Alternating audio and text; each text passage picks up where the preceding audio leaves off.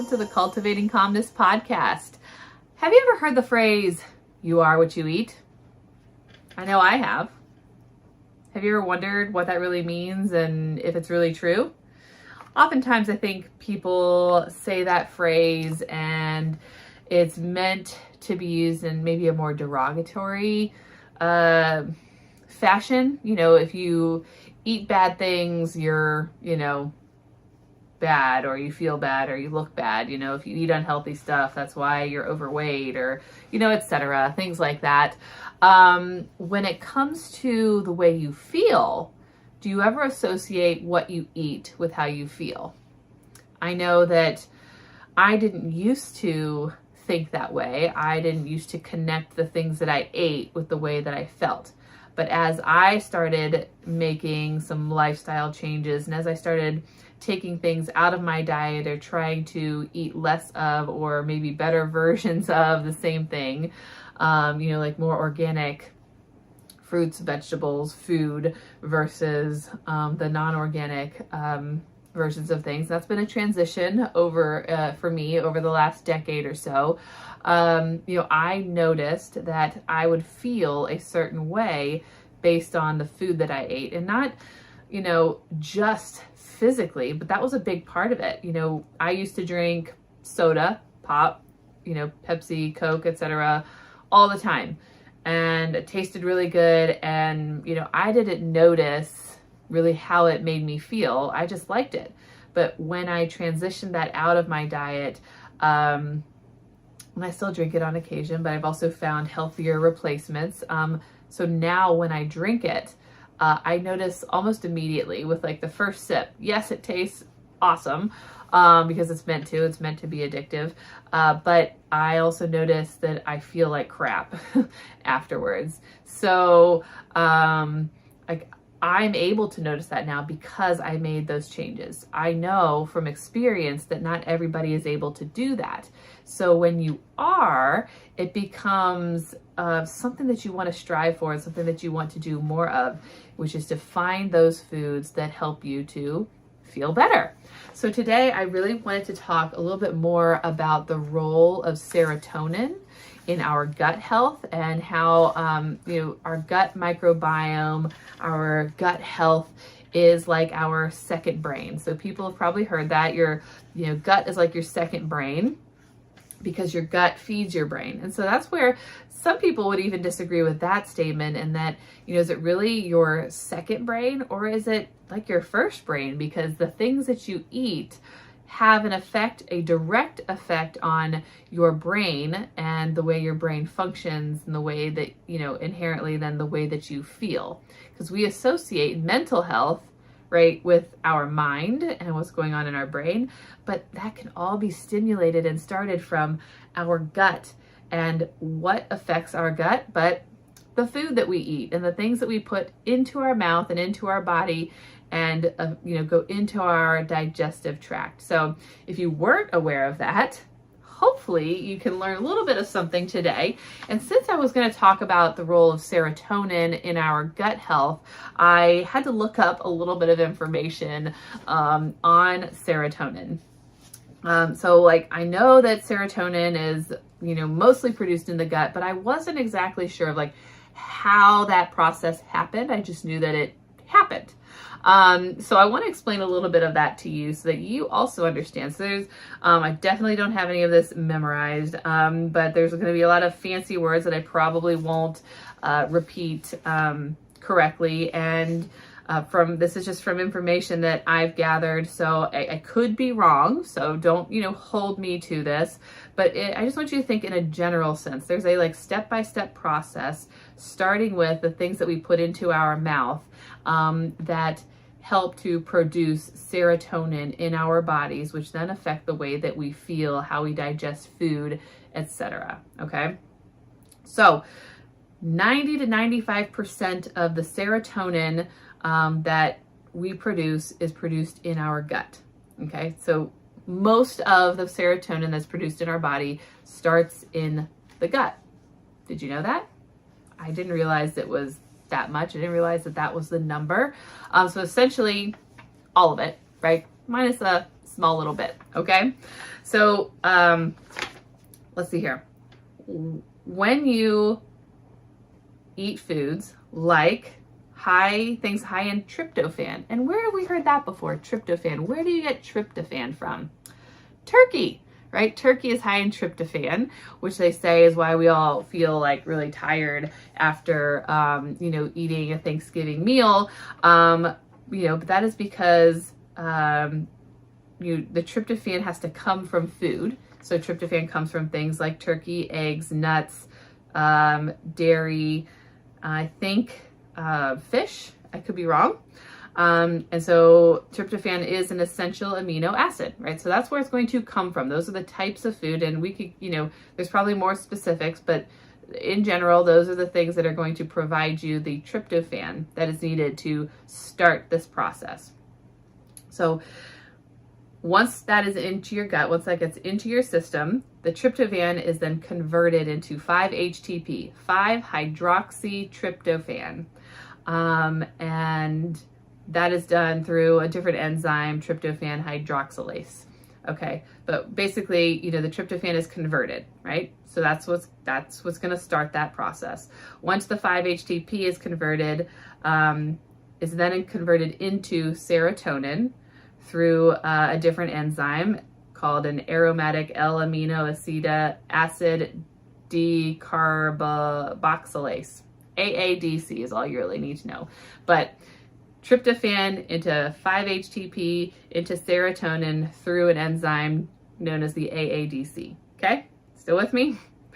And so then most of that is stored in certain types of cells, enterochromaffin cells, which is inside your intestinal lining. And then those release serotonin, which is in response to the mechanical and chemical stimulation, like the food moving through the digestive tract. Like we have that villi and stuff moving through the digestive tract, which moves things along, right? So if those are damaged, that's going to cause problems with the food moving through our system. And, we'll get to some more of that here shortly. So then once the serotonin is released, it interacts with with our enteric nervous system, right? That's that gut-brain axis, okay? And that's also what helps with bowel movement, secretion, and motility within our gut.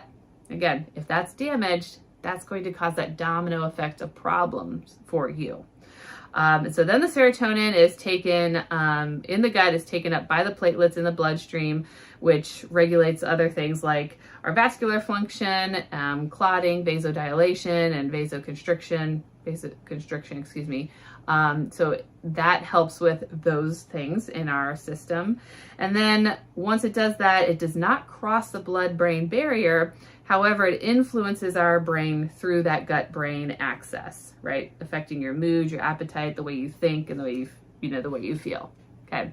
So eating, there's conversions happening using different enzymes and different cells that are causing the food to turn into serotonin, which then the serotonin is absorbed and stimulated through the movement in our digestive system as everything is moving on through our digestive system, which is then taken up by platelets in our bloodstream, which is then flowing up to our brain essentially and causing us to feel a certain way. All right, all of that to say that the food that we eat affects the way that we feel. And so then certain things in our system, right, we have to have that gut bacteria. So the things you probably hear of, like taking the probiotics and eating certain types of food, which will stimulate that good bacteria that we want. For example, the bifidobacteria and lactobacillus. Those are two really common and prolific, healthy bacteria that we have in our gut, and we want a lot of that. We also don't need an excessive amount of that because that can be bad, but we don't want not enough of that because that is also bad. So we want just enough, just the right amount in our system to be able to help continue the function of our gut in a healthy system and to help it keep it going. Okay. So, the amount of serotonin that we have in our system is going to affect the way that we feel. So, It affects how much serotonin, how much bacteria we have in our system is influenced by the level of serotonin in our system. So if we don't have good bacteria in our system, we don't have good serotonin in our system, because those two things work hand in hand. They are connected, right? So we want the good things, like we can get those lactobacillus and bifidobacteria from fermented foods. That would be like sauerkraut, kefir, yogurts, different things like that. I'm trying to come up with things on the fly and I can't remember right off the top of my head. So those things will, help to promote the production of serotonin in your system, okay? So when it's imbalanced, when there's a dysbiosis, that can lead to the reduction of the available serotonin in your system, which then contributes to low mood, anxiety, fatigue, etc., etc., etc. When our gut is inflamed, which can happen for any number of reasons, but often our standard American diet, which is full of a lot of highly processed foods. So those are foods that have a lot of additives, foods that, aren't in their original form, so like even, especially like chicken nuggets, right? That's a highly processed food. The chicken has to go through all kinds of steps and then add breading and everything. That's a processed food. Even if you take the vegetable nuggets that I've seen, right? That's still processed, although there's vegetables in it. There's probably other things in it in addition to the vegetables. So when we start to eat a lot of highly processed foods, a lot of sugars, things that have a lot of artificial coloring and sweeteners and additives, right? That is affecting the way that our gut is processing and able to give us those nutrients that we need. It's causing our gut to become inflamed. So, I call them villi, the little like things moving around in our gut that help to absorb and move food along. If the way our gut is formed is opened up, that's what leads to that term leaky gut. Right? That's where the food no longer stays in our gut and is seeping through kind of some pores, and then our gut has like opened up and expanded in a way that it shouldn't. It's like the easiest way that I can explain that, and getting into our bloodstream where it shouldn't be, which leads to the food sensitivities, food allergies, and other inflammation throughout our system. So like if it hasn't been clear, and which I have a tendency to not be clear, if it hasn't been clear, when we eat things that aren't good for our system, it causes a negative domino effect in our lives, causing gut inflammation, which can cause other inflammation in our system, which then causes specifically serotonin. If we're talking about serotonin, which we are today, can cause the serotonin to then not be produced as it should be, and then causes us to then feel anxious and depressed and lethargic and unmotivated, and leads us to, feel this way and then feel like we don't have a way out. And oftentimes, unfortunately, we go to simple fixes. It could be a medication, it could be a supplement, and we want that simple fix. Like here, I won't change my diet, I don't want to change my diet, but is there something that's going to make me feel better? Maybe there's something that'll make you feel better, but it's not solving the root cause of that problem, which is the food that you're eating, unfortunately. And believe me, I love sugar as much as the next person, and it's a very hard thing to get away from, to not, to continue to eat sugar, to get away from eating sugar. I've had that problem. I'm still working on that, getting better, but it's hard when you're used to just eating that stuff all the time, and trying to teach yourself and heal the gut from the damage that has been caused from eating that way for so long isn't going to be an overnight fix. It's probably going to take many months of healing and changes to get you there, and that's very frustrating. It can be a long, arduous process sometimes. But it's worth it. It's worth it in the end if you're able to stick with it. So it is possible. But today I just wanted to kind of bring attention to the fact that the things that we eat, you are what you eat, affect the way that you feel. So if you're feeling depressed, and you're thinking or considering, getting an antidepressant, I'm not here to tell you whether you should or should not get on an antidepressant. That's not my place. I'm not able to do that, but I am able to talk to you about what you can do, either in addition to or in place of that choice, and see if you have different results. Because you could take an antidepressant, but if you're not changing your diet, that antidepressant isn't going to fix the ultimate problem that you are having, which is the lack of serotonin in your system. So one of the things that I found interesting, and I actually didn't learn this until semi-recently, and I had to go look it up for myself. I knew that, there are antidepressants, otherwise known as SSRIs. That's a selective serotonin reuptake inhibitor. So many of you who are listening or seeing this, maybe you've been on one, maybe you've heard of these things. Some examples of SSRIs are like Zoloft, Prozac, Lexapro. I think those are the ones that come to mind. There's probably others, and then there's generic forms of those names. Those are examples of SSRIs. Well, how do SSRIs work? I didn't actually know what they did, but did you know that SSRIs don't actually give you more serotonin? Right? So if your body is lacking in serotonin, if you're missing serotonin in your body, SSRIs do not give you more serotonin. I did not know that. So this is all like very simplified terms. This is not in super scientific terms. But essentially what's happening is that it levels out the amount of serotonin that you already have in your system and tries to like spread it out and make it last longer, right? So for example, your brain cells release serotonin and send signals that regulate your mood, emotions, and well-being.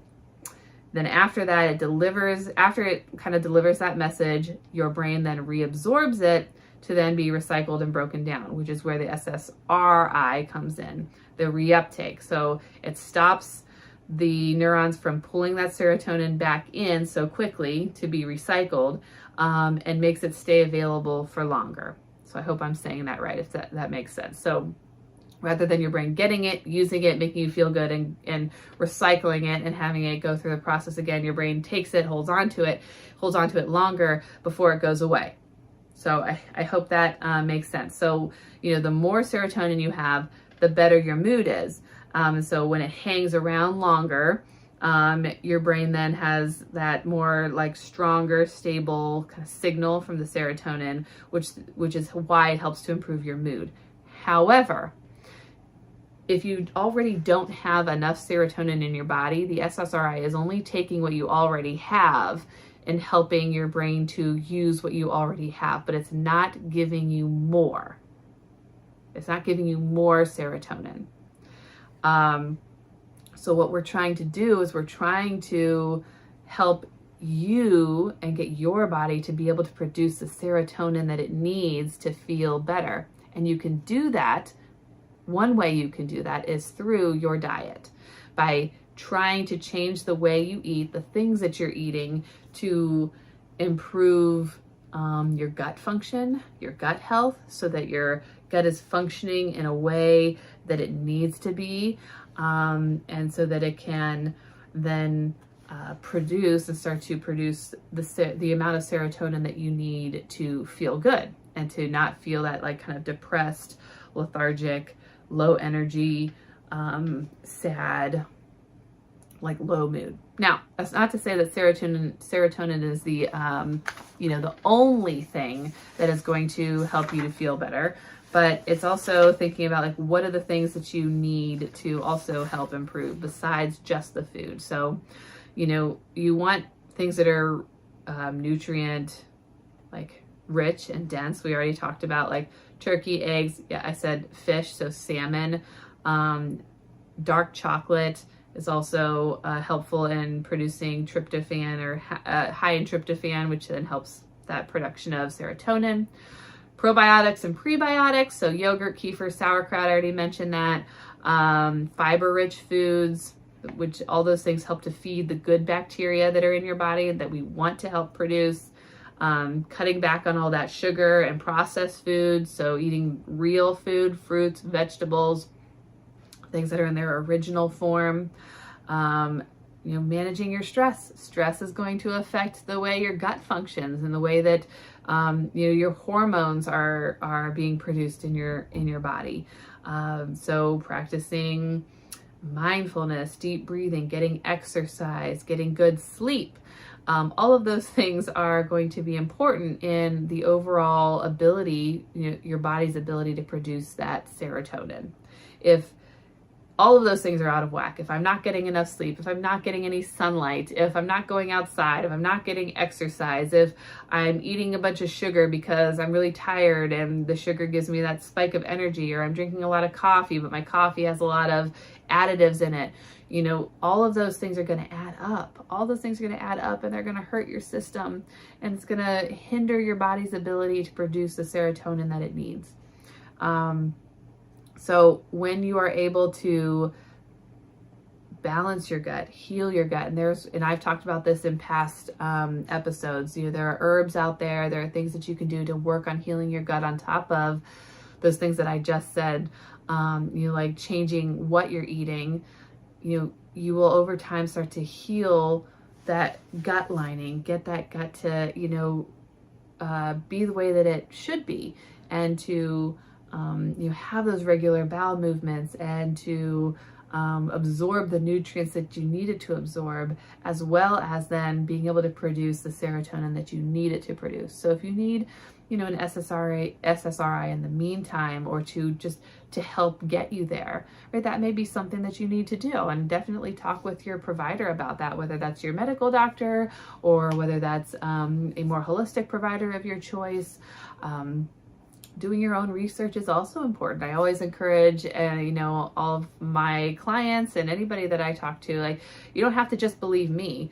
Go and do your own research. This information is out there. You can find it. It's not always easy to find, but it's out there, and you can use that information to inform yourself and, make healthier choices for you and your loved ones.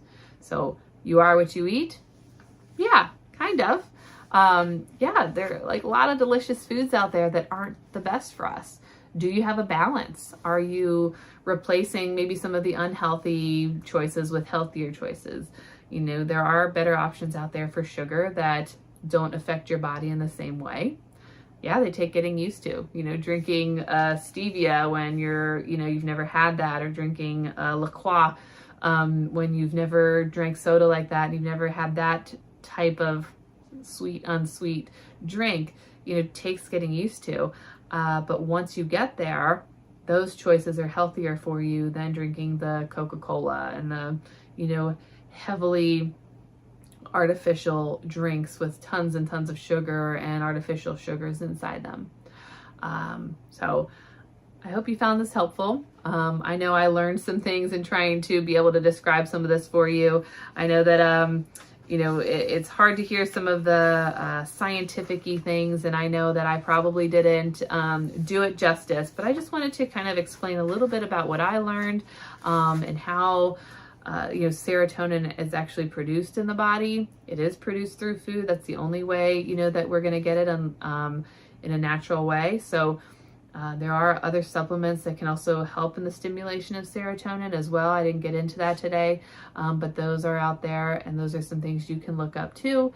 And I hope you learned something today. And if you have any questions, I'd be happy to try to answer those for you. And feel free to message me, and we will see you again next week for our next podcast. Have a wonderful rest of your week.